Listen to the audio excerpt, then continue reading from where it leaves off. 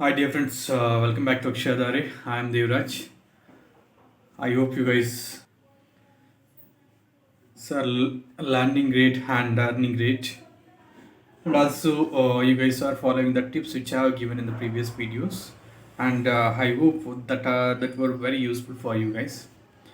So, before going to start today's session, I would request you guys to please subscribe the channel, like and comment if you like the video. Please share it with your friends so that I can bring very informative videos in the upcoming days. So let's start today newspaper reading and see what's in today news. As you know, guys, the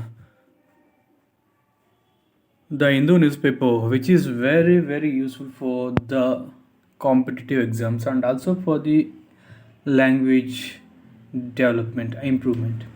So I hope you guys are reading the same paper. If it, even the other newspapers also very important. So apart from the Hindu is very good for competitive exams, especially for the UPSC exam. So let's see what's in the today news. What's in the front page of the Hindu newspaper? Kim Jong wanted to visit Russia, meet Putin. Kota police coaching centers step up efforts. India to explore direct listing of businesses. Reading India food insecurity policies must ensure access to healthy diet. Koili, Rahul, and Kuldeep hold sway.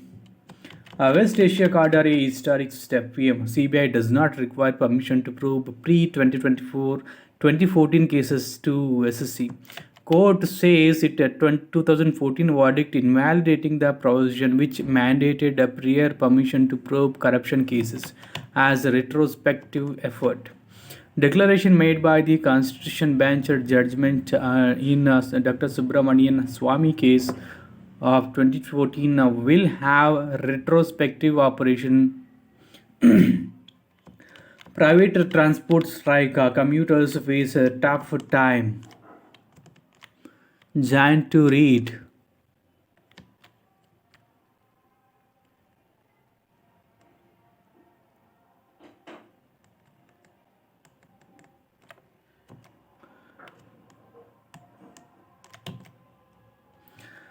It is practically not possible for the Karnataka government to fulfill demands of private transporters who stayed up the route. Peaceful protests are allowed in a democracy, but a demand should be reasonable. We introduced a Shakti scheme to benefit women, to ask for compensation because women are not taking private buses is impractical. There was no need for all private vehicles to protest. It is known to everyone that private buses are facing some problems as we have enabled free travel for women under the Shakti scheme. For auto and taxi drivers, there might be some political motivation. We sympathize with them and we wanted to address their problems. But threatening like this and troubling commuters is not going to yield anything good. The government will definitely consider their problems and address them. The severity of the side effect of state government's guarantees is hitting the people. Inequality and bias in distribution of government facilities has created anarchy.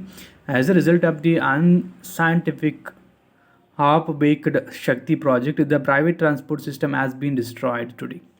Due to unrealistic guarantees of ATM Sharkara in the state, the lives of the private auto, taxi, and bus drivers are ruined.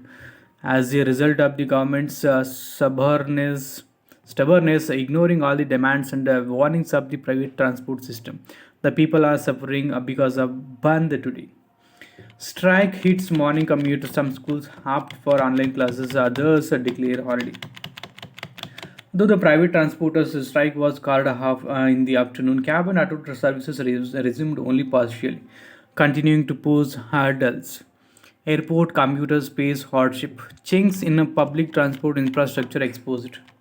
Services resume only partially in the evening. Private employees at Oak Home has lost mile connectivity because becomes scarce. Protesters attack non-participant cab drivers, bike taxi driver riders. Minister specifies protesters with assurances. Drivers avoid the written guarantees. GATE is a prestigious national entrance examination. Indian Institute of Sciences, Bangalore is the organizing institute for the GATE 2024. A decision on declaring taluks a drought hit will be taken in the next cabinet meetings. CM. While 62 taluks fall under the norms required for their declaration as a drought affected, the government has sought a report from 136 more such taluks.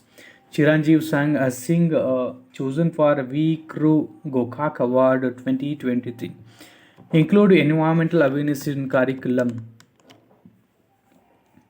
Congress will take suitable action against Hari Prasad. Mr. Hari Prasad could have spoken to senior leaders in the party. Instead, he chose to speak on the interest streets. He will have to face the consequences. HSC refuses to stay its verdict on Prajwal. Even my cops will not join BJP, says B. Siddaramaiah.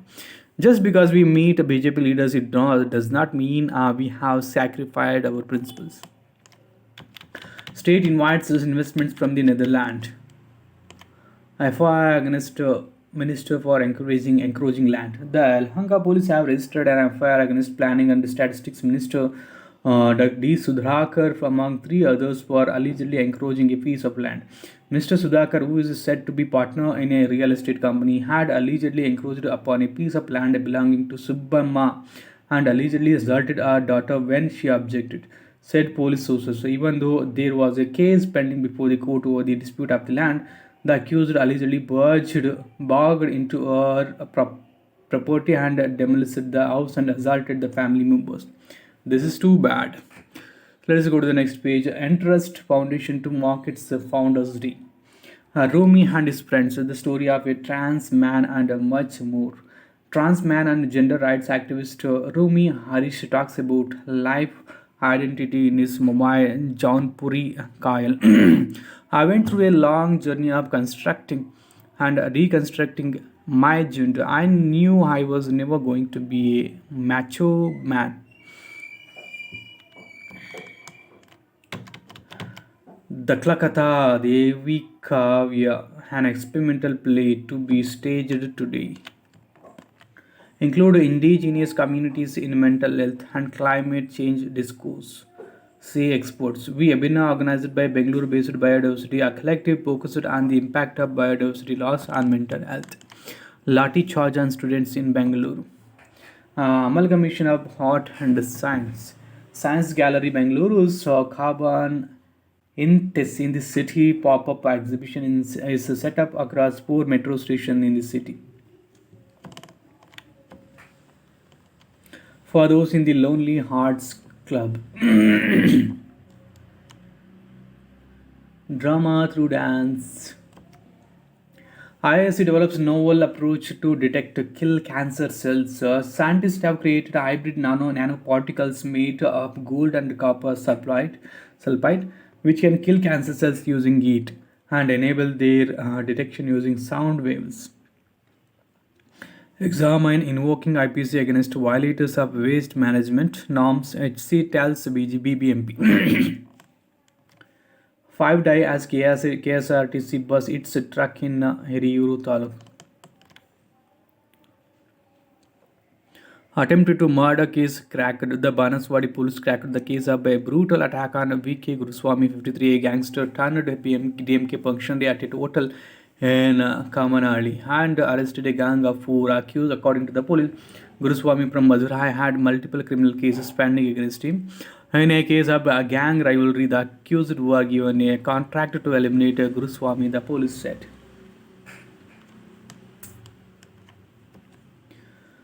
Reading India for food insecurity. Let's read this editorial written by The Economist. India may be the fastest growing large economy in the world, but it is also facing accelerating food price inflation. The rise in the price of food first accelerated sharply in 2019 and has climbed in most years thereafter. In July this year, annual inflation exceeded 11%, the highest in a decade. An implication of continuing high food price inflation is that a section of the population could be facing hardship in consuming food of adequate nutritional value. We now have some evidence to this effect.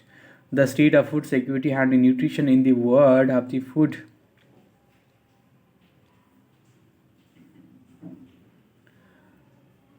price inflation is that a section of the population could be facing hardship in consuming food of adequate nutritional value. We now have some evidence to this effect. The state of food security and nutrition in the world of the Food and Agriculture Organization estimates the proportion of the population across countries unable to afford a healthy diet reported in this newspaper on August 31, 2023. Under a data point, the figure for India in 2021 is devastating to note. An estimated 74% of the population cannot afford a healthy diet. Given a population of 1,400 million, this makes for approximately 1 billion Indians. A shrinking ability of households to finance their food requirement is evident also in studies undertaken in India itself. Why this finding is plausible? A study reported in this daily August 30, 2023 under a data point of the trend in the price of food in Mumbai city over 2018 to 2023 found that while the cost of preparing a thali at home has risen by 65%. In this period, the average wage of a manual worker rose by 38% and that of a salaried worker by 28%.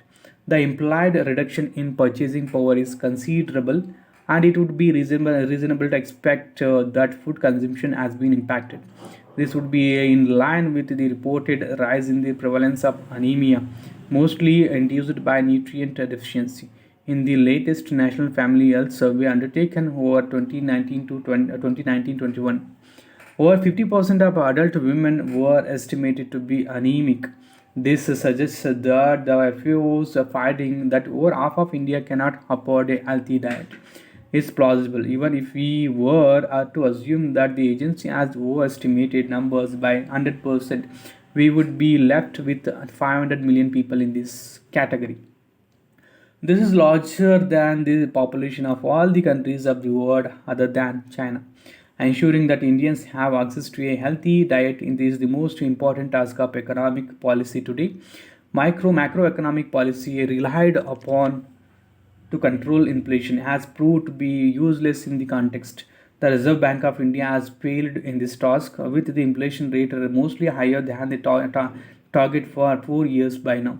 Its approach of contracting of output when inflation rate rises, misleadingly termed inflation targeting, does nothing to manage food inflation stemming from the supply side.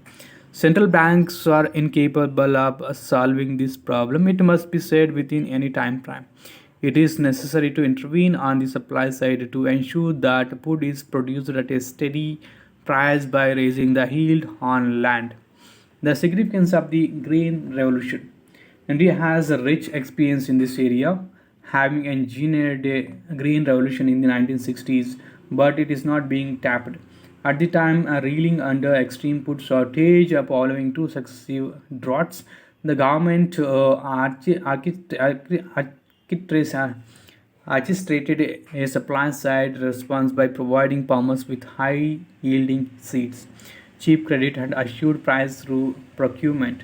This succeeded spectacularly. Within a few years, India was no longer dependent on food imports. If there was a single event that aided India's quest to be self reliant in the highly polarized climate of the Cold War, it was this. Western economists have pointed to the success of the United States mission to land a human on the moon as an example of an entrepreneurial state. However, to have engineered the Green Revolution in India at a time when it was a desperately poor country challenged by having to ensure food security to a staggeringly large number is perhaps more significant. With hindsight, we can see that mistakes were made. Among them, the rampant use of chemical fertilizers fueled by subsidy, which degraded the soil. There was also the reliance on procurement prices rather than productivity increase to ensure farm incomes, which fueled inflation. We also see that the policy was almost exclusively focused on cereals rather than pulses, the main source of the protein for most Indians. However, rather than copying about the tariffs made in an extraordinarily successful economic policy intervention. We should be correcting them now. At the same time, we should focus on the specific goal of lowering the cost of producing food. The first Green Revolution had a specific agenda of making India self sufficient in food. In this, it succeeded eminently and in a remarkably short time, but without paying any attention to the cost of producing food. For this, a second agricultural revolution is needed now. To contain the rising price of food would require action on many fronts. A mission mode is necessary. As per policy, it is clear that procurement prices, cash transfers, the public distribution system, and priority lending required for public sector banks are not sufficient. Yield increasing interventions on the farm are needed to at least contain the cost of production, if not to actually lower it. Agricultural yield is lower in India than in East Asia, pointing to the potential for an increase. Attention is needed to extend irrigation to 100% of the net sown area and extend and to restrictions on leasing of land, a quickening of agricultural research, and the reinstitution of extension. Initiatives to work on expanding on each of these proposals would be in order. It has been pointed out for some time that increased public expenditure on irrigation is not reflected in an increase is in an irrigated area, whether due to waste or the diversion of funds has not been established. The ongoing fragmentation of already small land holdings lowers the capacity for productivity, enhancing capital investment, for which leasing is a solution. India's network of public agricultural research institutes needs to be energized to resume the sterling role they had played in the 1960s. Finally, extension has now more or less vanished from where once the Gram Sevak was a familiar figure in the village, playing a crucial role in the dissemination of best practices. It must be revived. These initiatives should be dovetailed into a program for the manifold increase of protein production, which India is severely deficient in. In all the areas identified above, the role of states is crucial. In the 1960s, the states had the tour chosen for the spread of the new technology worked closely with the central government. This would have to be replicated in order to make a difference to the country as a whole, with the central government taking the states along in a spirit of cooperative federalism. At the same time, it may be asked if the states are playing their part to enhance agricultural productivity rather than relying on food allocations to their public distribution system from the central food pool. But a non-ideological approach would be needed, where whether at the center or in the states, if a difference is to be made. A noticeable feature of the first Green Revolution was that by relying on private enterprise, the then Prime Minister Indira Gandhi chose a capitalist approach with the objective of making India self sufficient in food. Unmindful of any damage that would be caused to her socialist image, it was the Green Revolution that made the first dent on poverty in India. So the poor did benefit from this strategy. Similarly, now in order to ensure that all Indians have permanent access to a healthy diet, no approach consistent with ecological security must be off the table. This is about the food security. Let's go to the next India's moment. It's about the G20. The signals from this made in China smartphone story. Let's read this page. Why the Chinese smartphone giant has created ripples within the strategic and business community with its newly unveiled Mate 60 Pro, which houses in the Kirin 9000 processor. The chipset reportedly used Semiconductor Manufacturing International Corp and SMI's second generation 7nm fabrication technique, thereby demonstrating China's capability to manufacture a 7nm chip. Challenges before China's quest.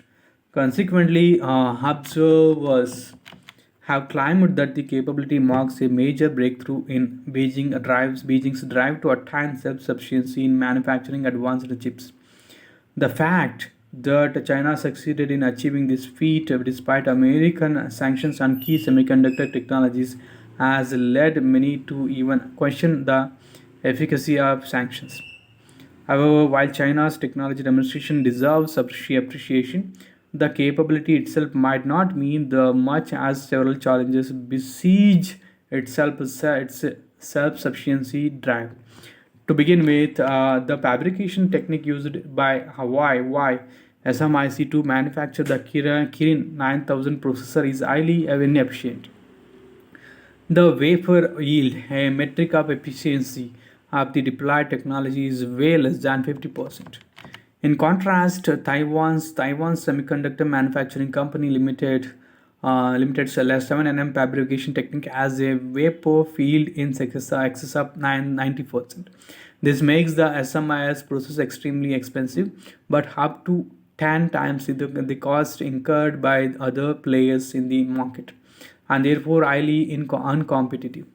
Second, the 7nm fabrication technique represents the zenith of China's capabilities with the available deep ultraviolet lithography tools.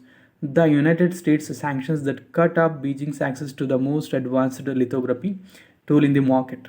The extreme height ultraviolet meant that China had to rely on DUVs to fabricate the Kirin 9000 chipset, while DUVs can technically be used to make 7nm chips. The process is extremely messy and inefficient, thus lowering its yield. For instance, the SMIC technique used multiple rounds of masking or layering on the wafer to manufacture a 7nm chipset, leading to multiple exposures. On the other hand, the TSMC with the UVs can perform the same task of high complexity with a single exposure. Third, it is doubtful that why SMIC could produce the current chipsets on a large scale. The fact that the US and its allies have restricted China's access to even DUVs lately means that large scale production of S7nm chips would be a challenge for Chinese companies. Thus, low yield rates, inefficient and costly procedures, along with difficulty in achieving the scale, are likely hurdles in Huawei's attempts to commercialize its new technology product. This is significant because the failure to achieve commercialization will impact incremental innovation as they reinforce each other. And products that fail to innovate alongside their competition eventually fade away. The US and China system, a comparison.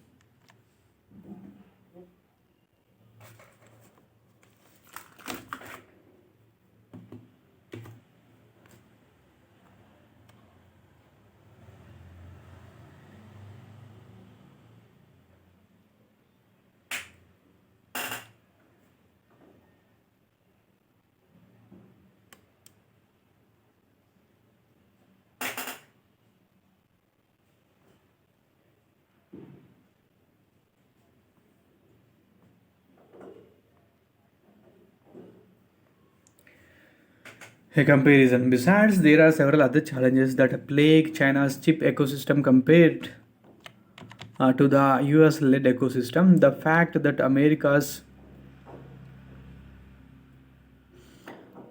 encompasses the most advanced economies of the world confers upon it several advantages that China's isolated ecosystem will find nearly impossible to compete with. First, the extensive and distributed nature of the US led tech ecosystem allows individual countries to achieve functional specialization according to their respective comparative advantages. The existing supply chain, where the US specializes in IDA tools and designing, the Netherlands in producing lithography tools, Japan in manufacturing specialized materials, and Taiwan and South Korea in fabrication, corroborates the claim.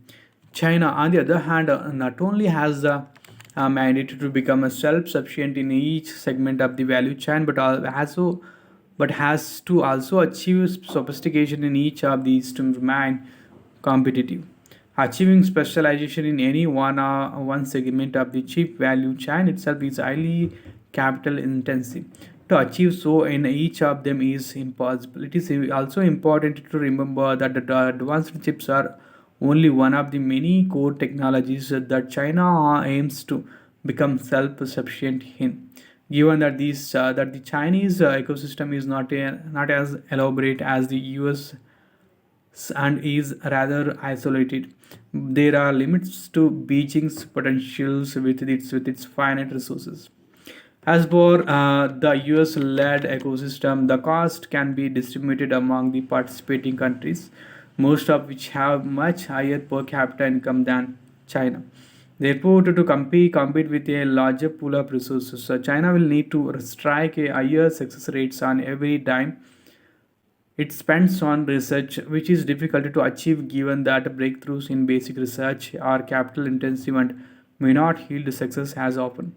If that alone is not enough to burden the scientific community, the pressure to perform and deliver in China's authoritarian system further compounds the problem. To sum it up, China's appetite to absorb failures is extremely limited when compared to the US and its allies. This makes for quite an unconducive environment for innovation given that it thrives best in a free environment. Finally, the US-led tech ecosystem allows it to source talent from diverse regions. Owing to its open immigration policy and distributed network, China, on the contrary, will have to solely rely on its national arts overseas talent pool as the movement of human capital to China becomes more difficult to due to the deepening rivalry in the high-tech sectors. Going forward, China's ecosystem faces a daunting challenge to succeed in everything all by itself. It may score a victory in odd areas, but replicating the feat in every single domain is impractical. Let's go to the next page. It is about the semiconductor. The hold the hang. Men's tennis held up old harder. Women's section threw up golf. Hindus have to give Sanatana Dharma profundity. Taking the pulse of Putupalli, the bipole result holds a clear message for both the UDF and LDF. Why simultaneous elections would militate against federalism. The idea of simultaneous elections is untenable of its impact on existing assemblies and the three-tier system is considered.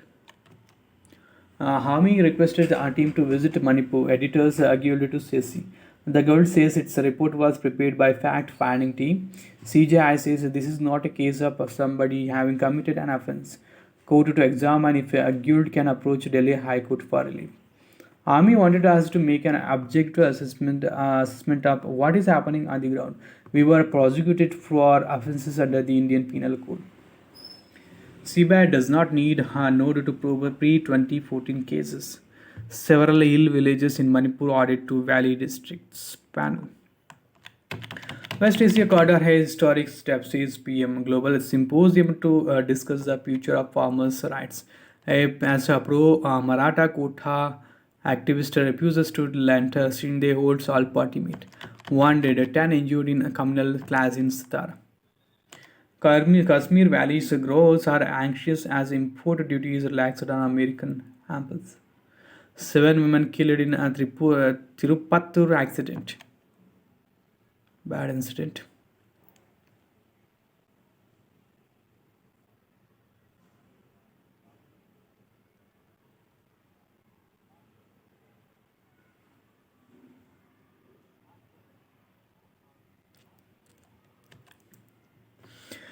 Declaration reaffirms G20 is a body for economic ties, not geopolitics, says China.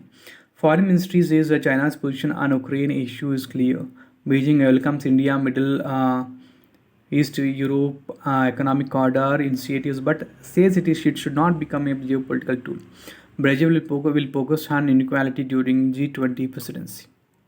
Rajasthan Congress leaders Jyotirmada Savai Singh join BJP. Mamata plays Naidu's arrest in a skill development scam case. Sharad for action files pleas to disqualify rebel NCP leaders.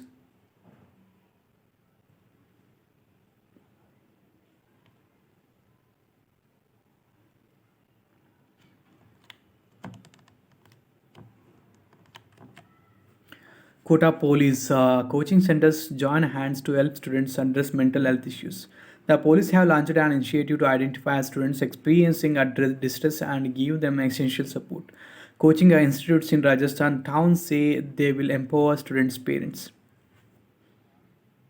Presentation made on three criminal bills by exception. Court seeks sentence reply on Ashoka Swain plea. Survey reveals only 16% of those above 50 took any adult vaccines.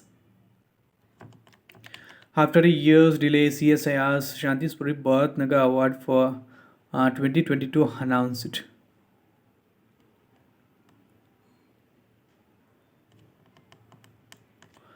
Remind the root of Dharma. UK register calls to label China a threat following spying scam. Claims. Israeli delegation makes first open visit to Saudi Arabia to fix relations. Ukraine claims to have regained control of Black Sea oil platform. 6 persons killed in suspected gang shooting near Athens. Police. US Vietnam warn against a threat in South China Sea.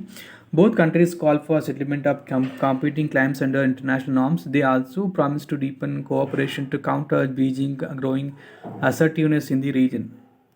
Kim Jong Un will visit Russia, setting the stage for a meeting with Putin. Canada PM to leave New Delhi by today noon at the earliest. Justin Trudeau was stranded after the G20 summit due to technical snags with his official aircraft. Camp away from camp. Foreign teams joined rescue work after Morocco earthquake. Dystopian future already here. UN official says of climate change.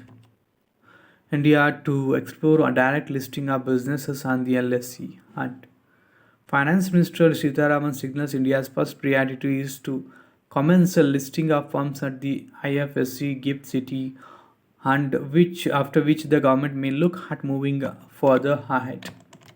TVS Holdings appoints Sudarshan Venu as MD. SEBI conceded DRI alert on Adani claims petition in SC. SpiceJet set to pay credit issues or 1.5 million.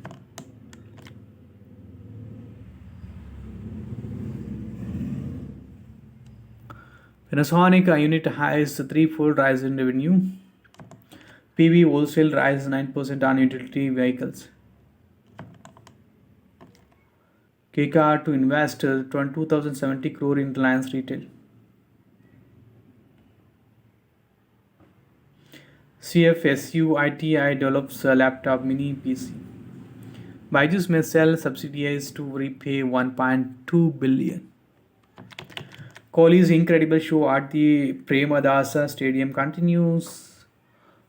Nisham and Baltic included in New Zealand's WC squad. Djokovic honors his close friend Kobe Bryant after his win. Djokovic not setting any limit on Grand Slam titles. Kohli, Rahul, and Kuldeep make it a perfect day. The two classy batters create a string of records en route to their unbroken 233-run partnership, and the left-arm spinner scores 5 as Rohit India thumbs Babers Pakistan by 228 runs. With slam number 24, Djokovic is at the gates of uncharted territory. MP proves too good for Delhi. Left arm pacer Kejrolia rattles the top order with a fiery spell. Himmat Singh's men's shot out for 91. Dheeraj fourth in recurve men's individual event. Prachi and Preeti in a FIS team for the Asian Games. Panda holds top seed Grebnev. Virti misses Yusha's 39-year-old 400-meter hurdles mark narrowly.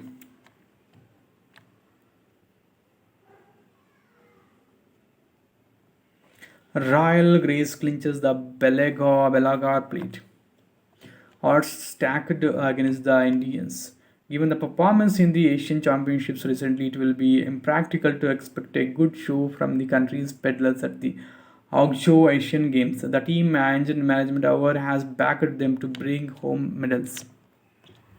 The women's doubles pair up as Sutirtha Mukherjee and Haika Mukherjee, which reached the last eight at the Asians, has come in for praise. 24, 30, 12 Grand Slams, so nothing changed. Medvedev salutes great Djokovic. The physics of letting waves go one way but not the other.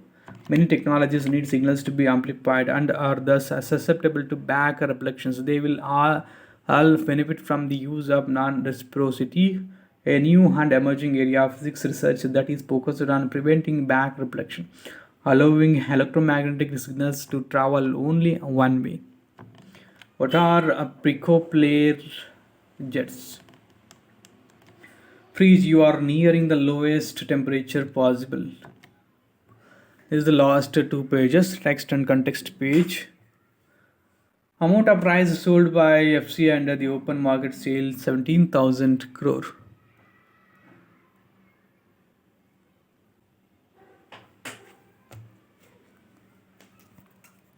Total loan amount owed by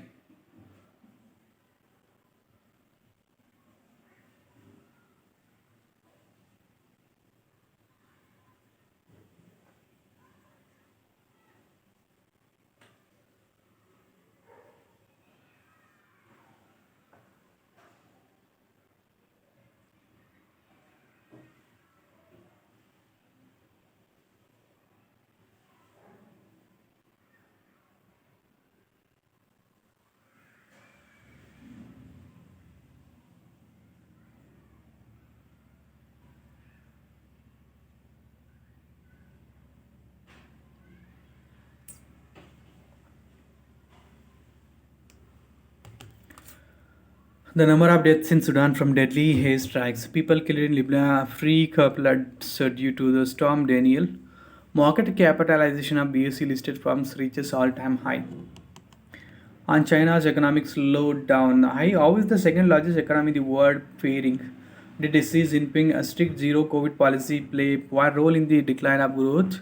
How different is China's investment driven economic model? Why are experts saying that the country needs to pivot to a more consumer centric model? A construction site of residential buildings by Chinese developer country Garden.